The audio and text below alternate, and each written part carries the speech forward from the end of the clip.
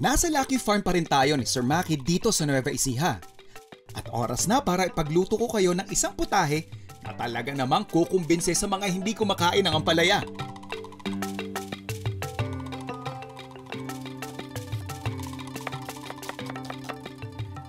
Ampalaya, classic yan. Pinoy, madalas sa atin yan, almusal, kasama yan sa mga, siguro yung mga nostalgic dishes na kung babalikan natin, lalong-lalo na yung mga lumaki sa probinsya. Meron at meron kang maiaambag sa kwentuhan pag ampalaya yung pinag-uusapan. So, nandyan yung ginisa lang, nandyan yung kasama siya sa munggo at iba't ibang klase pang lutuin, lalo na paksiw. Ito, bibigyan ko lang kayo ng something na I think pwedeng-pwede nyong isama doon sa cycle ninyo ng ampalaya dishes ninyo. Gagawa tayo ng ampalaya curry. Pag sinabi natin curry, the more spices for me, the better.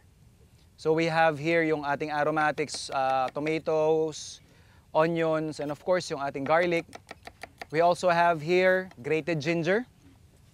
Siyempre, meron tayo dyang sili para mas maangas yung ating putahe. So mainit na yung pan natin. Unahin na muna natin yung ating panggisa.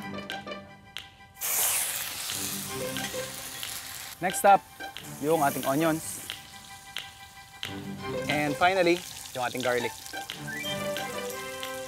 So habang gumigisa yung ating sibuyas, bawang at saka kamatis, lagay na lang din natin yung siguro mga 2 pirasong sili. Sili, saka yung ating luya.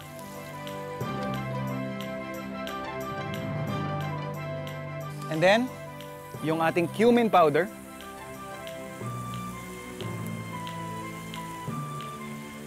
And curry powder.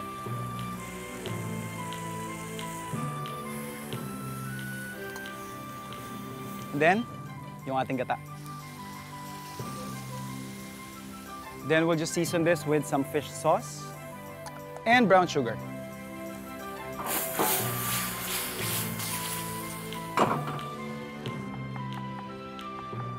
So nag-reduce na yung ating pinaka-sauce, yung curry na may gata natin. Pinalalaputan ko muna ito bago ko i-totally transfer yung ating ampalaya.